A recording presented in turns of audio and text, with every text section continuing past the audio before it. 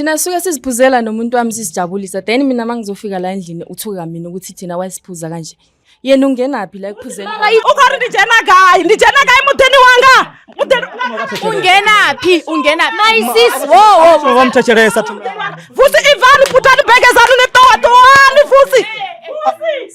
Angindawo. My sis. Angindawo. Sizoshiya ngimshayile lo. Uzoshaya umamazali wakho. Ngithe ngizombetha. Inhlonipho ikumbetha. Mama, Batibeng, please. Batibeng, guys. Oh, see, my sis, no. Batibeng, guys.